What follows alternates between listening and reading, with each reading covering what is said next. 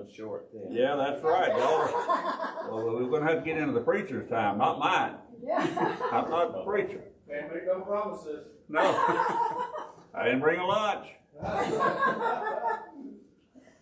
All right, it's time again. If you'd open your Bibles to Galatians, the first chapter. Galatians chapter 1, we'll start about verse 10 this morning. We've had some folks visiting from Arkansas. Pat Leisure? Pat Andrews. Andrews, he's Oh, Leisure. Leisure. Okay. You're Leisure. That's me. All right. That's why he's sitting there. Leisur's on his way to Houston. He's got an aneurysm. I'm not a leisure person, but that's my Okay. I get confused Yeah. sometimes. So. Because God told me to earn my bread by the sweat on my brow, so I better be out there working on it. Well, I understand that. I understand that. I'm headed that way myself. But pray for Brother Leisure as he undergoes his surgery in Houston in the coming days. He'll be at the Heart Institute, I believe, in Houston, which is a good place to be. Right. We appreciate them coming by and being with us this morning. But pray for Brother Leisure, of course. Let's see. We talked to Bernice and Prentice a couple of days ago, and they're doing okay. We don't know where Edgar is. So maybe he'll be here after a while. He's usually the first one here. Of course, Andy and Brenda, Andy, our preacher, is on vacation this week. We've got a stand-in, what we call a stand-in preacher. It's just Kyle Jones. But at any rate, Kyle is always good to stand in for us, and he does a good job. So, but I am the normal or the abnormal Bible class teacher on Sunday morning. But thank y'all for being here. Anyone else we need to mention as being sick? Micah, Heather, is this possibly y'all's last Sunday? You say your head's going. Of course, we very much regret they're leaving, but they're relocating to Alabama, wasn't it? Okay, but this will be their last Sunday with us. We'll make sure you say bye and come back quick. Come back and see us. We appreciate them very much. They've been a big help to the group here. Anything else we need to say other than Happy Father's Day to everybody? That reminded me this morning it was Father's Day. I forgot that too.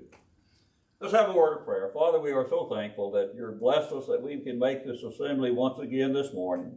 So thankful for your word, and we pray your good blessings upon us, that you might open our minds and our hearts, that we might understand it, that we might make application of this lesson, the discussion that we have this morning, make application to ourselves, measure ourselves by it, and see whether we are in the faith as we should be. We pray for Brother Leisure as he goes to Houston, praying, Father, for the success of this surgery, asking, Lord, a very quick and very good recovery from him, and be with them as they travel back home to Arkansas. So thankful for them and their presence this morning, but we pray you bless them and help them in every good way. In the name of Christ we pray. Amen. Amen. Who's going to be operating on? This gentleman right here behind you in the wheelchair.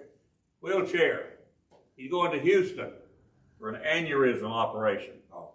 Yeah, y'all are just passing through. You going today, this afternoon? Yeah, we're leaving this afternoon. Right. Head to Houston. Yeah. Okay. Well, thank you again for coming in. Oh, yes. Thank you for being Whereabouts in Arkansas y'all live? We live in Cabot, which is a little east of Little Rock. Okay. 25 miles. Okay. All right. Know about where that is. Yeah, I used to tell people on a joking manner, my wife's name was Teresa. I say, this is Mother Teresa, and I'm the Apostle Paul.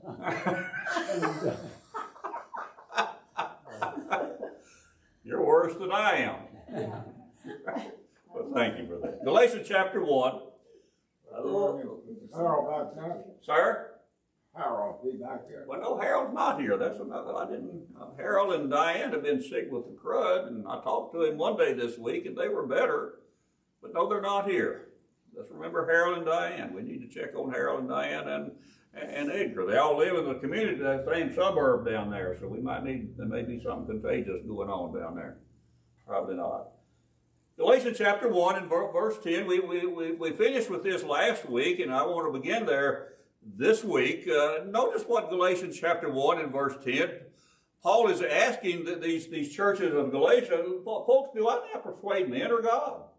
Do I seek to please men? Look, if I get pleased men, I wouldn't be the servant of Christ. You know, am I here to please people? And what we ended our class with last week was the idea that why didn't the Apostle Paul just compromise this?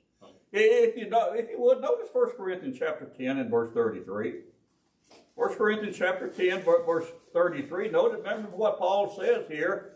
If I'm going to be a man pleaser, I wouldn't be the servant of Christ. 1 Corinthians chapter 10 and verse 33, Paul says, even as I please all men in all things. Is he contradicting himself? No. Well, folks, I please men, and I try to please everybody in all things, not seeking mine own profit, but the profit of many, which would be, of course, that they might be saved. So Paul is saying in Galatians chapter 1 and verse 10, I'm not a man pleaser. I'm just trying to please the Lord. 1 Corinthians chapter 10, verse 33, I'm trying to please everybody. So which way is it for the Apostle Paul? Why didn't the Apostle Paul, and we've just begun our study of Galatians. The problem here in Galatians, these four churches, Antioch, Pisidia, Iconium, and Lystra and Derbe, false teachers had come in. Jewish false teachers had come in and telling these new Christians that, y'all are new Christians. That's all well and good. However, you do know that you have to be circumcised in order to be saved. You've got to keep the old law. Notice what Paul said about circumcision. Why didn't Paul just say, okay, let's just do that? He said he tries to please all men everywhere at 1 Corinthians 10 and verse 33. Why not just do that? Let's all the men can be circumcised. That would be the end of that argument. Galatians chapter, let me see if I can find 5 in verse 6. Notice what Paul says about circumcision. Galatians 5 verse 6. For in Jesus Christ, neither circumcision is worth anything, or uncircumcision, that's not worth anything. But what is worthwhile is faith which works by love. It don't make no difference. It don't make any difference if you're circumcised or you're not circumcised. Christ don't care.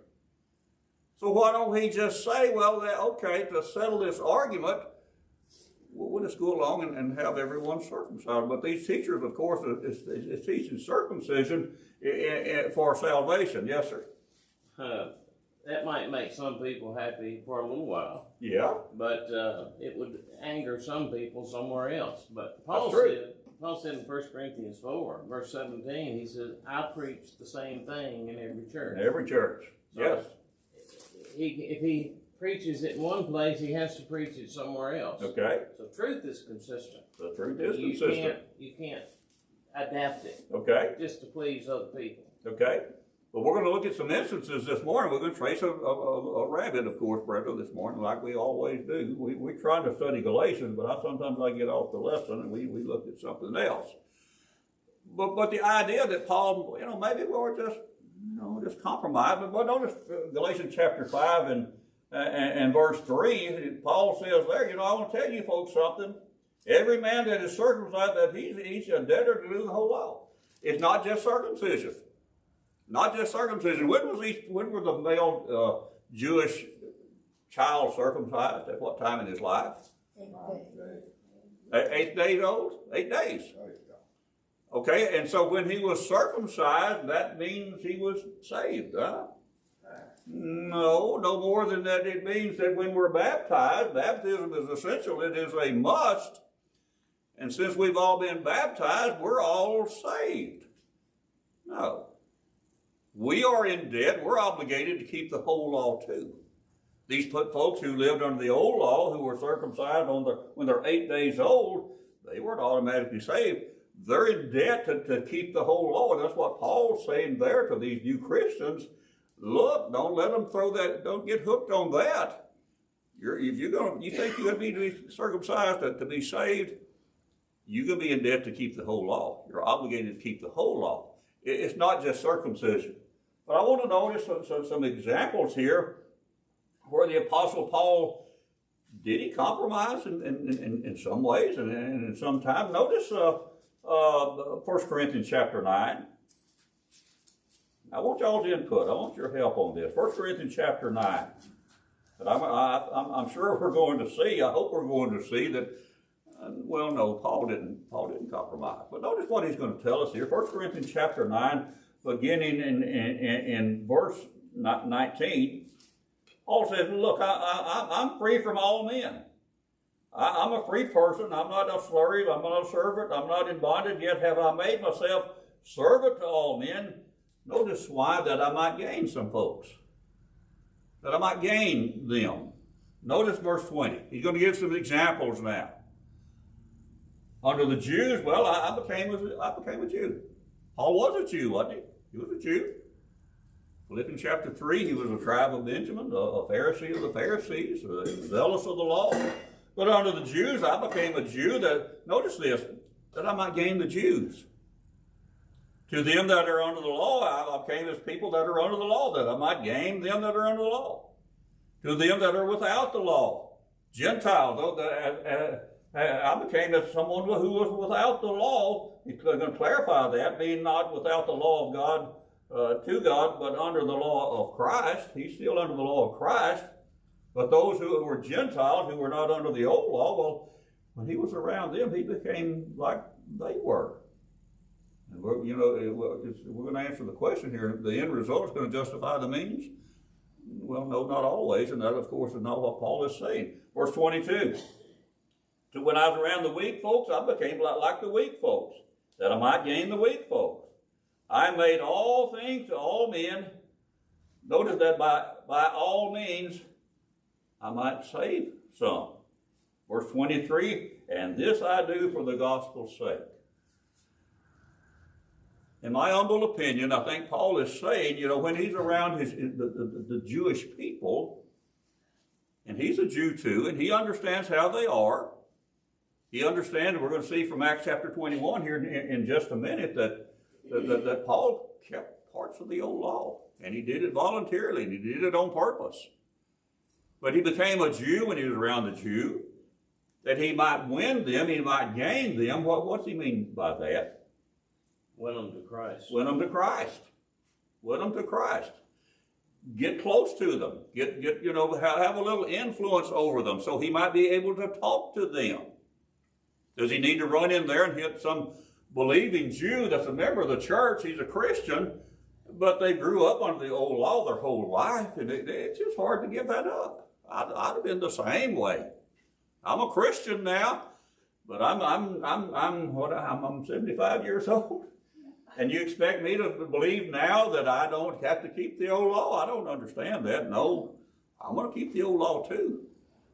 That's the way that most folks were back at that time. And, that's just natural. They're human. And Paul is saying, when I'm around the Jews, I'm going to try to influence the Jews. When I'm around the Gentiles, I'm going to try to influence the Gentiles. When I'm around weak folks that may not know as much as I know, Paul says, I'm not going to flaunt my knowledge. I'm going to get down on their level. He tells us in Romans chapter 14 and verse 1, when somebody who is weak comes in among you, accept that person, but not to doubtful disputations. Let's don't hit him right in the face with the Bible and tell him, where you been, and you should know all about this. No, Paul didn't do that. When he was around the weak, he became a weak. He was free, but he became a servant to everyone. 1 Corinthians chapter 9 and verse 19 tells us there. But now notice something. Let's notice some examples of what Paul did. Go with me to Acts chapter 16. You remember Timothy? Acts chapter 16, beginning in verse 1, Paul is coming back to Derbe and Lystra and Iconium. Acts chapter 16. Then came Paul to Derbe and Lystra, and behold, a certain disciple was there, and named Timothy. He's a son of a certain woman which was a Jewish, and she was a believer, but his father was a Greek, or his father was a Gentile. Timothy was well reported by the brethren which were at Lystra and Iconium. Verse 3, him would Paul have to go with him. Paul wanted Timothy, this young man, to go with him in his travels, on his missionary preaching trips, as we would call it. And Paul took and had him circumcised because of the Jews which are in those quarters, for they all knew that Timothy's daddy was a Greek. Now he thought it necessary to have Timothy circumcised. He's telling those folks in Galatians, you ain't got to do that. Circumcision ain't worth nothing. Circumcised or uncircumcised, it don't make any difference. Why did he have Timothy circumcised? What's the difference? I mean, what is he compromising now? We'll see here in just a minute. Galatians chapter 2, Titus didn't have him circumcised. What's the difference? Notice what it says there, Acts chapter 16, verse 3. He took and circumcised him because of the Jews that were in that area. Because of the Jews. Not that it was necessary for his salvation, but Timothy were fixing to be around a lot of Jewish folks now.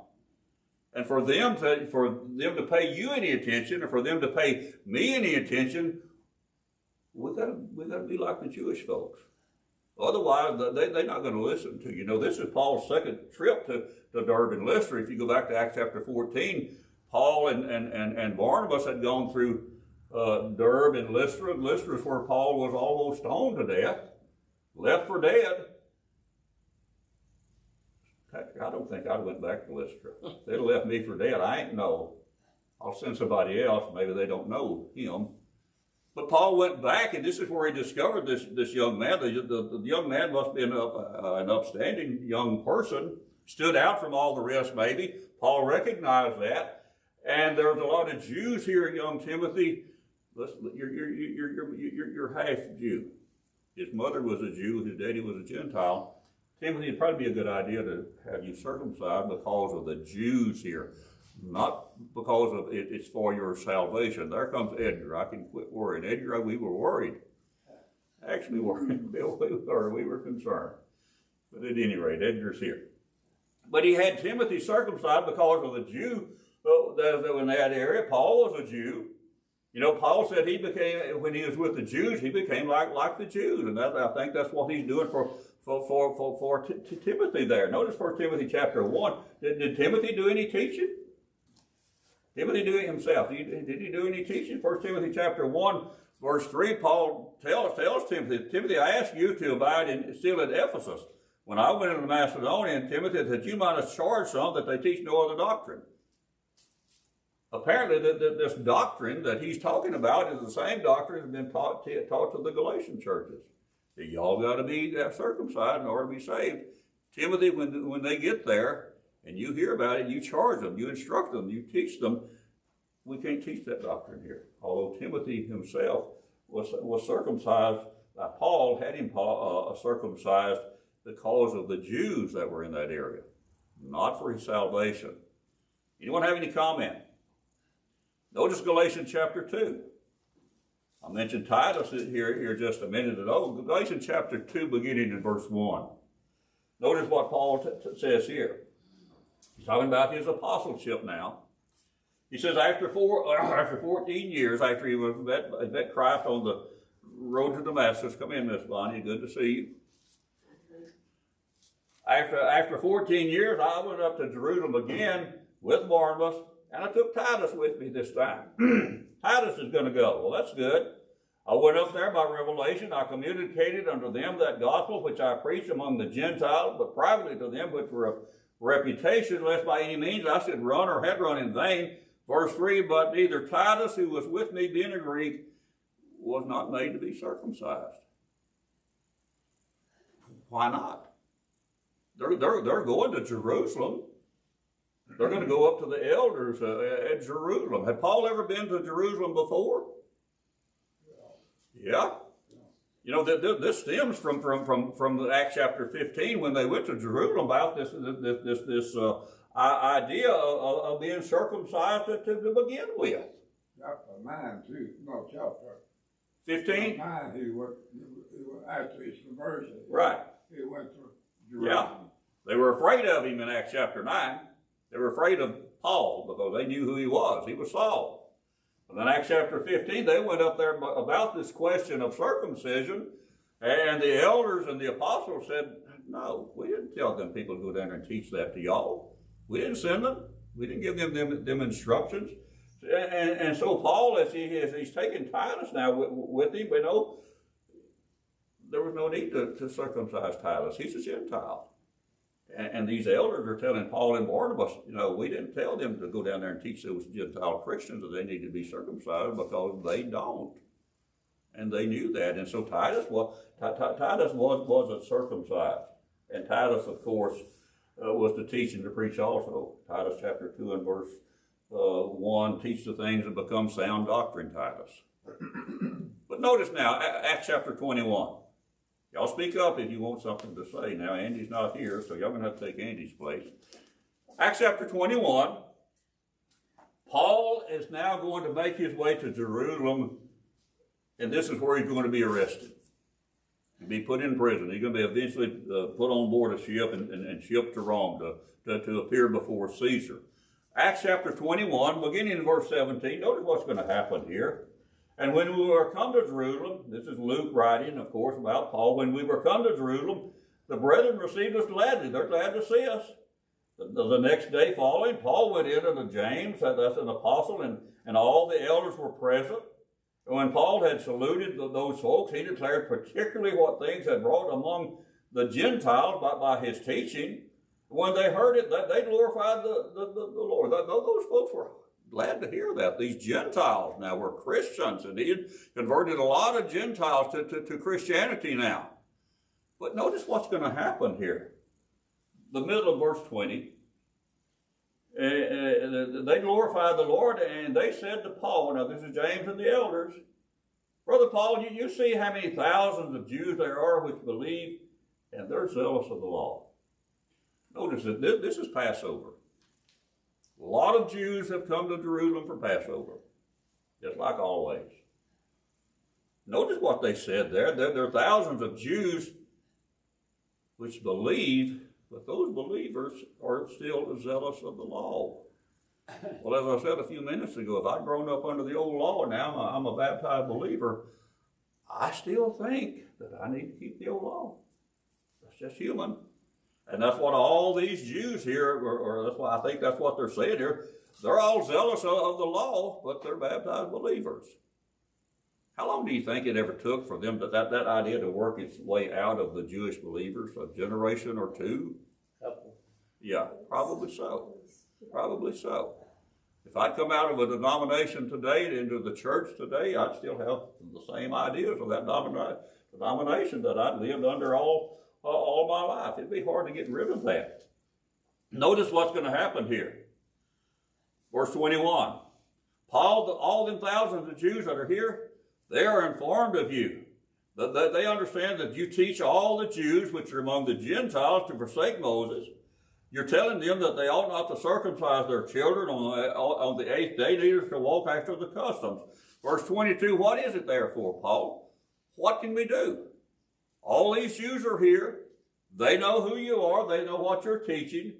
The multitude, verse 22, must needs come together, for they will hear that you are here. They're going to know, Paul, that you're in town.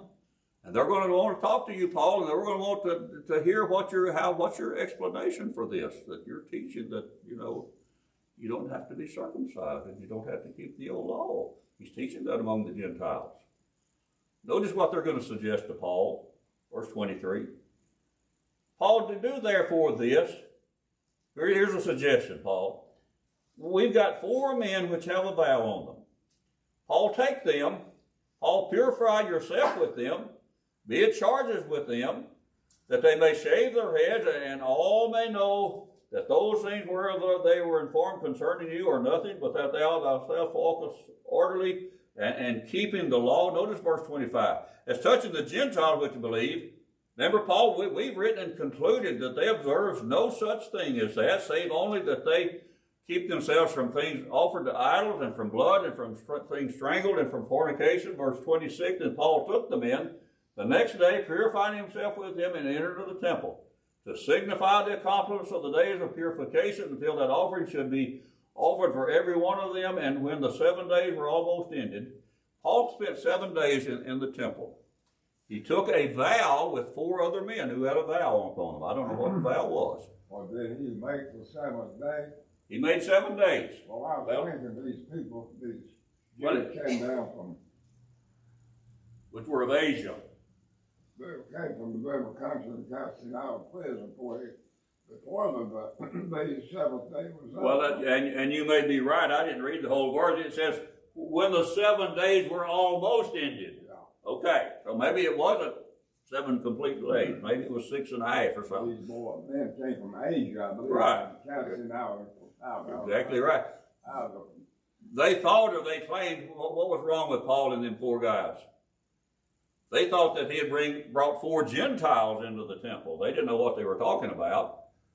The elders and the apostles told Paul, we've got 4 men here who have taken this vow. Paul, why don't you just take the vow with them? Go into the temple, spend these 7 days with these folks, and everybody will know that you're keeping the old law. Who's Paul around now on Pentecost here in Jerusalem? Who all's there? A lot of different Jews. A lot of Jews. A lot of Jews.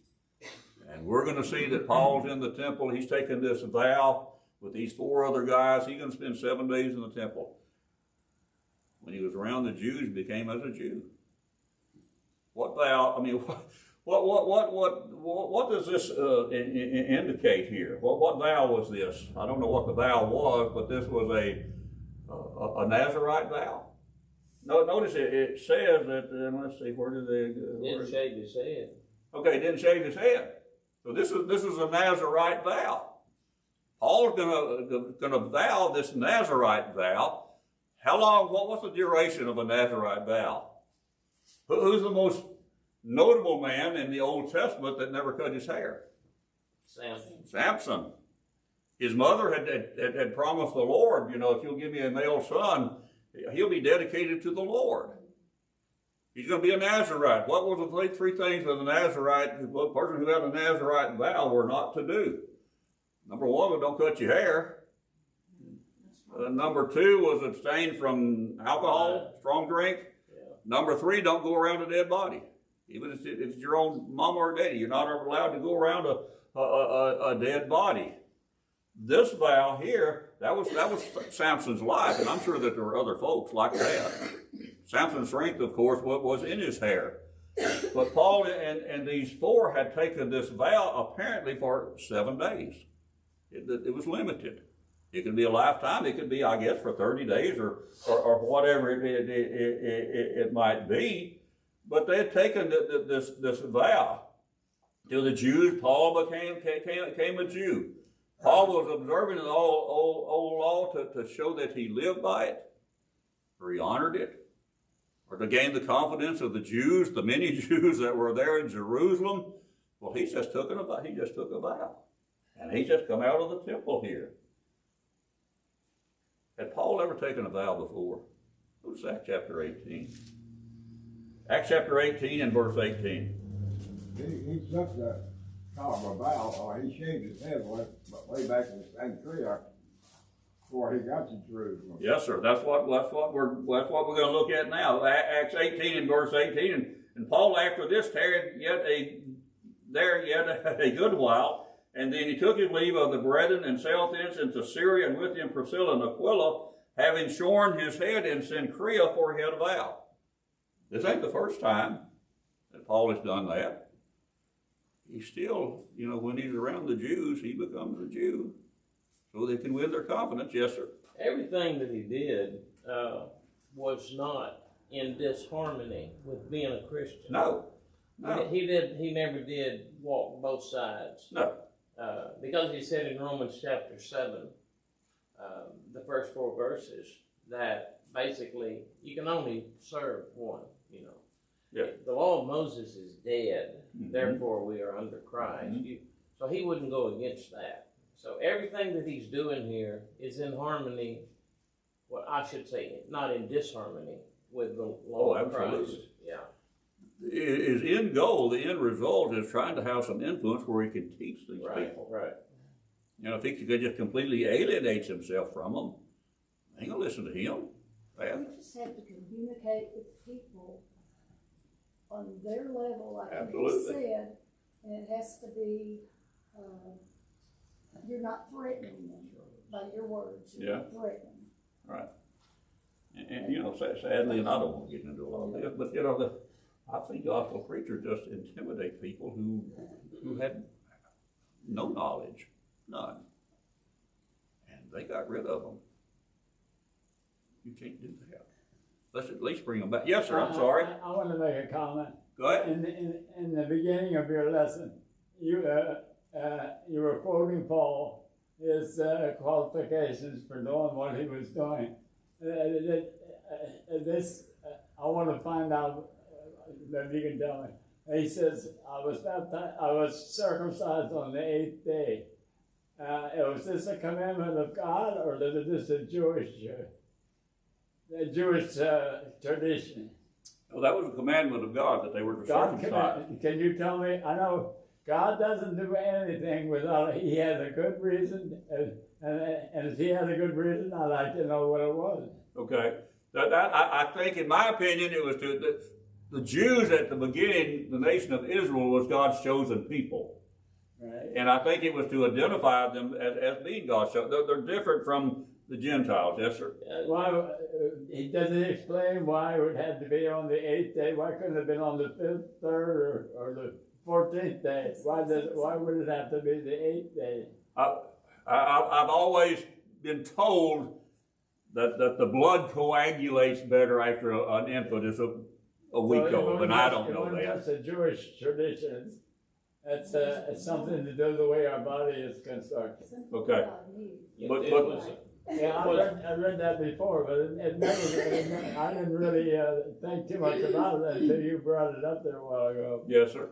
Yes. Well, most importantly, God commanded it on the 8th day. Yes. But it's not just a Jewish tradition. It was a command of God. And you're right about on the 8th day, vitamin K, which is what causes blood to clot, Right. it shoots up almost extremely high. Mm-hmm. If you were to circumcise a boy on the 4th day, 3rd day, he'd bleed to death.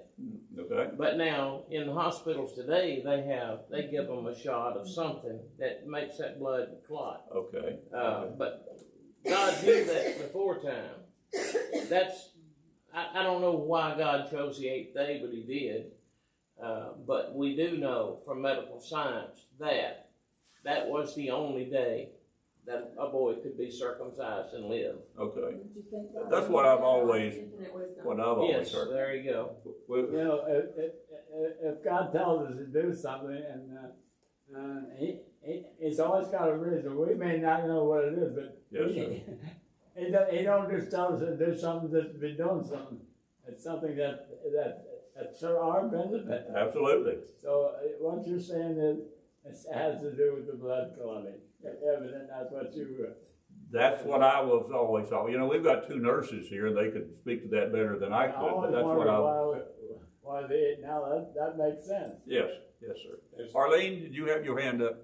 He said what I was going to say. Okay, all right. But go ahead. There's one other thing you asked, Paul. God said that the circumcision was a token. You know, it was visible proof. Right. Just like the rainbow is a token that God would not destroy the earth anymore. So, for instance, when Pharaoh's daughter found Moses in the ark, she knew it was a Hebrew child. How did she know that? Okay. Okay. I never thought about He that. wasn't branded with a bracelet that said this is a Jew. Yeah. I think it's because he was circumcised. Okay. You know, as a token, visible sign Okay. that they were God's people. Okay. That's my opinion. I'll have to look at that. Well, it doesn't come right out and say. No, I know, but I'm. But somehow she had to know that he was a Hebrew child. Okay. Wasn't one of Moses' sons, infant sons, his wife took and circumcised him and criticized Moses for not doing that? Yes, Yes, Gershom four. and Eliezer, Yeah. Exodus 3 or 4. Okay, that's what I was trying to. Yeah. Yeah, okay, well, possibly, yeah, you're right. Moses would have been circumcised. Oh, He yes. didn't do that for his son for whatever reason. I don't forgot that, but anyway. Anyone else? Before we move along here. Notice, if you would now, 1 Corinthians chapter 8. Notice what Paul is going to tell us now. He's become all things to all people. So he can win somebody. What if we've got a mixed up group now? We've got Jews and Gentiles. What are we going to do now?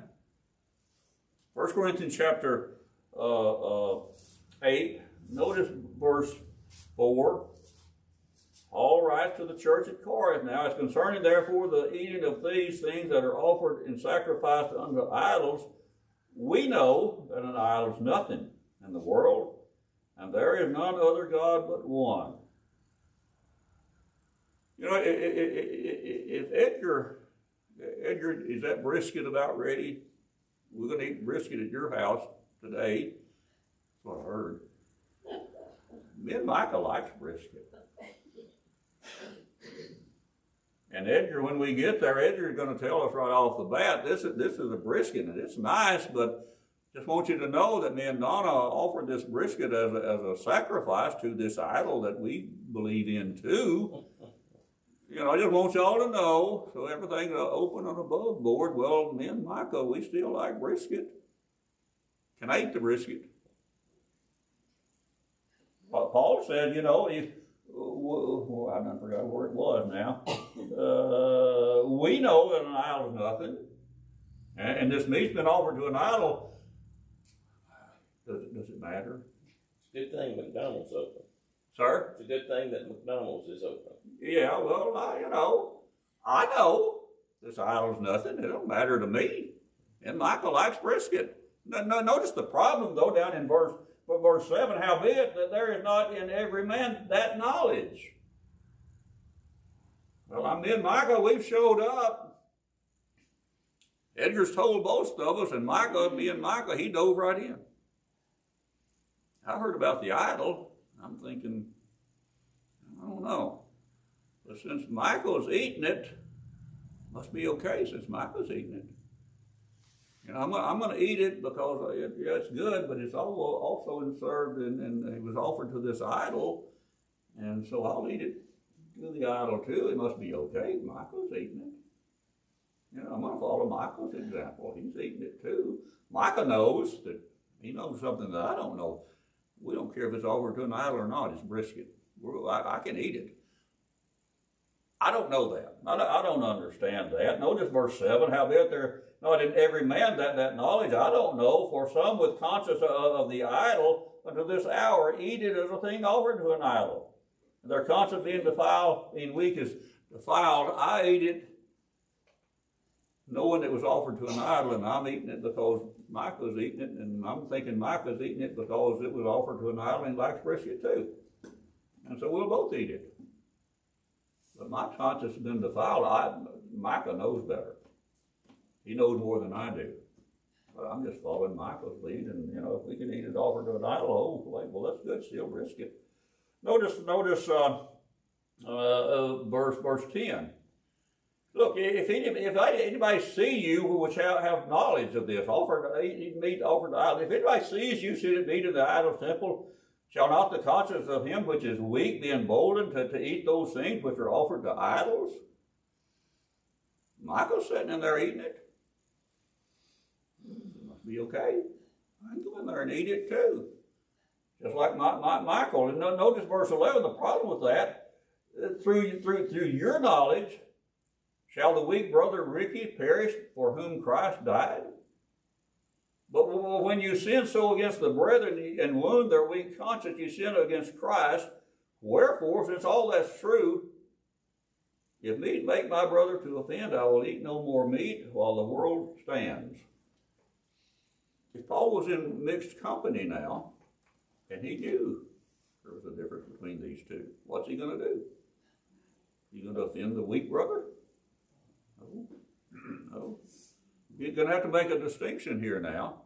Maybe he needs to explain to me. Maybe Michael needs to explain to me, Ricky, that the idol means nothing. Take a little time and explain it to me. You can eat this, but don't eat it offered to idol. You have your hand up. You could go ahead and eat everything else that they have. Just don't eat the briskets. Yeah. Well, if Randy was there, Randy don't eat meat, so I wouldn't have any problem. He's a vegetarian, and that's good. But we have to be careful. I think what Paul is saying here, you know, to the Jew I became a Jew, and to the Gentile I became a Gentile, but we have to be conscious of where we are and who we're around. And I think that's what Paul was doing when he was there in the temple on Passover. He's around a bunch of Jews. You know, when he's in Galatia and then he's in Antioch of Syria, where he and Barnabas preached for quite a while, he's around a bunch of Gentiles. And so he becomes as the Gentiles were. He became as a weak person was. Did he compromise the truth? 1 Corinthians chapter 9 and verse 22, that's where we begin. I am made all things to all men. Whatever it takes, whatever it took to gain someone's attention, Paul was looking at the end result. If he's going to insult somebody going in, they ain't going to pay him no mind. No mind. And the same is true in the church today, as we might need to be a little more conscious of how we approach people today. Yes, sir. Years ago, I knew a lady, well, her husband also, they were big on the covering. Covering, okay. I knew that they believed strongly in it. And one Sunday during a gospel meeting, I noticed that services were about to begin and Marilyn didn't have her covering on. And I don't believe it's necessary, but I know that she did. So I just tapped her on the shoulder and said, Marilyn, you forgot your covering. That doesn't mean I believed in it. Right. It meant that she believed in it, and I didn't want her to go against her conscience. Mm-hmm. So Yeah, that's an example. I understand that. We've had folks from time to time here who the women wore a covering. Yeah. They never made an issue out of it. Yeah. You know, and that was good. That was good. And we never made an issue out of it either. No, I think we need to leave those kinds of things alone and not get into it that hot and heavy like sometimes we do. 1 Corinthians chapter 9, verse 20, he became all men that he might save some. Verse 23, he said he did that for the gospel's sake, for the gospel of Christ's sake. He's trying to teach people who can have their confidence. He can have a little influence over them. 1 Corinthians chapter 6 and verse 12, I don't know what that says, but I've got it written down here. 1 Corinthians chapter 6 and verse 12, well, maybe I should get into that. But all things are lawful unto me, but notice, all things are not expedient. All things are lawful for me, but I'll not be brought under the power of any. Paul knew that he could eat the brisket. Nothing wrong with that. It's lawful, just eat the brisket. It's just brisket. But all things are not expedient, not proper, not good at this time. That wouldn't be the best thing to do at this time. Now, but notice he says there, I will not be brought under the power of anything. And to me that means, as well as me and Micah like brisket, we eating the brisket no matter what. Or we don't like brisket. Will not be brought under the power of anything. I'm not addicted to alcohol, drugs, tobacco.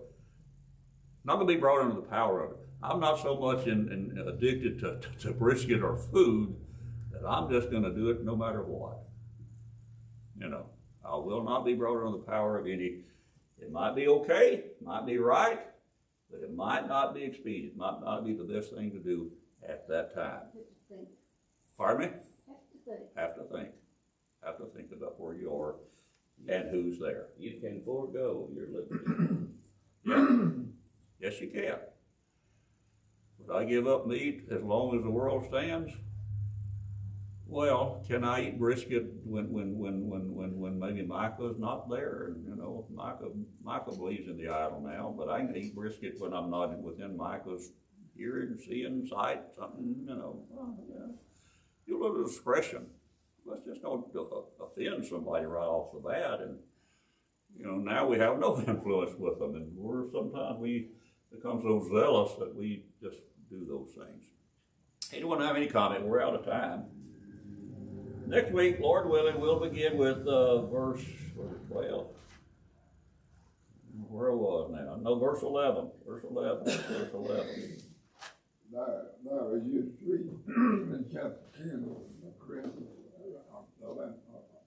9 or 10,